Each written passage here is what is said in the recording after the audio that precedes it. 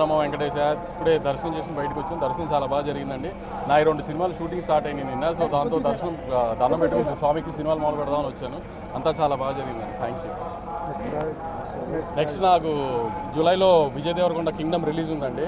అందరూ చూసి ఆదరిస్తారని కోరుకుంటున్నాను.